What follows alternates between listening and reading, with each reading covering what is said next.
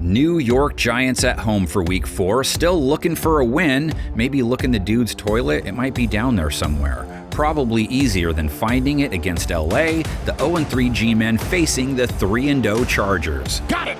23-20. Chargers remain unbeaten. Bolts fans haven't celebrated 4 wins to start a season since Nickelback topped the charts. It's how I'm reminding you of 2002. Follow that? Justin Herbert still following an MVP-like script, 2 huge fourth-quarter drives to win the game, left last week up 300, and it wasn't even 5 p.m. Imagine if he had till midnight. Herbert alive and the throw, caught, touchdown!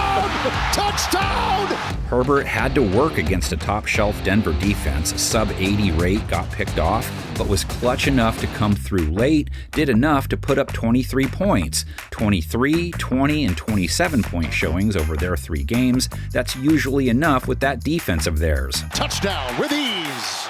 The defense he takes on next had a solid Week 3. New York held Kansas City to 22, not terrible at least, and they held Washington to 21 Week 1, so outside of the Dallas game, not so bad. The coverage was terrific from Tyler Newman. They held Kansas City to 22, even though their own offense kept punting the ball away. The secondary Herbert faces held Patrick Mahomes to 6.1 yards per attempt and 85 rating. I know that doesn't mean what it used to, but still, they handled Jaden Daniels well too. Right on the money, gets his head around, beautifully done. How about LA's O-line versus New York's pass rush? Brian Burns at least 1 sack in each game played so far. G-men dropped Mahomes twice for a solid 23 yards. The ball is free. The ball is picked up by Okereke and then Mahomes. Burns seems lined up to extend his streak based on Week 3. Herbert was put in the grass 5 times by the Broncos. Oh, they come on the side, Benito! Blues secondary did give up 40-plus yards to 3 different wideouts in their latest loss, 42 to Hollywood Brown, 55 to Juju Smith-Schuster, and 71 and a TD to Tyquan Thornton. Have 3 good receivers to try and cover in this one. Is Quentin Johnston LA's WR1? He's playing like it. 89 yards last time out, 71 plus 3 straight. Johnston breaks free, and there he goes! Keenan Allen, 65 yards and a TD in win number 3, 60 to 68 yards and a touchdown in each game. Welcome back. Allen, what a play! And McLovin, who remember is always kind of there and eventually steals the show. Ladd McConkey 41 yards versus Denver. So McConkey picks up the first down right over the middle. His stash, by the way, just makes it better.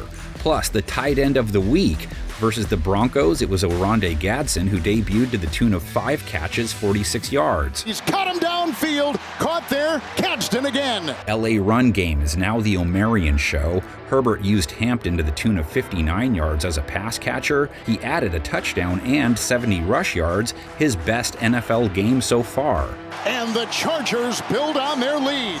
New York didn't play Isaiah Pacheco great, gave up 4.5 a run to him, and have given up over 5 per carry over their 3 games. Pacheco into Giants territory. They also ended up holding Kansas City to under 4 yards per carry, did the job defensively. Need their offense to step it up. We have a Giants O that ended another game under 10 points. Twice that's happened so far. 1 for 10 on 3rd down versus the Chiefs. Wilson dumping it out. Scatterboo first down. So, New York figures throw a dart at the board and see what comes up. Jackson gets the nod this week, doesn't have to do much to improve their passing attack. Russell Wilson hits the bench after only cobbling 160 yards, got picked off twice. For Neighbors in the end zone, it's intercepted.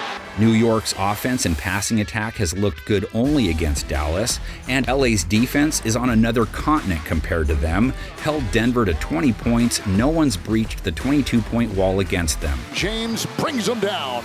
Nice play by Derwin James. Held the Broncos to 2 for 13 on 3rd down. The secondary New York's quarterback is up against. Held Bo Nix to 153 yards, 6.1 yards per attempt, a sub-90 rate. Nix up, out, knocked away. Beautiful knock away. They were going for Sutton, but it was St. Juice.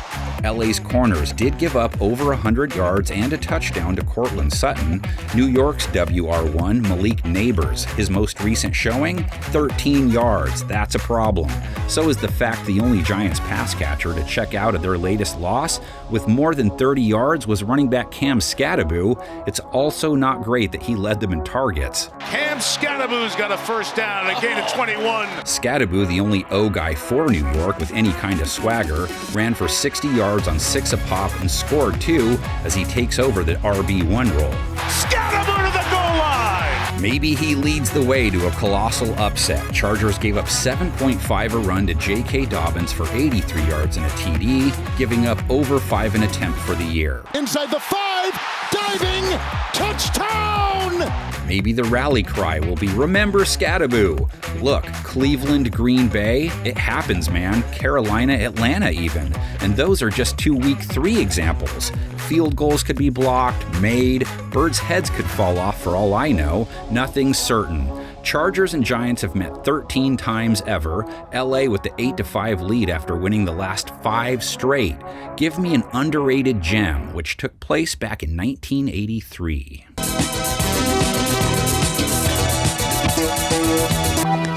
Then came a down-to-the-wire win against the Giants, a victory that would prove costly. Dan Fouts, one of the team's most important players, sustained an injury that would profoundly affect the Chargers for the rest of the year.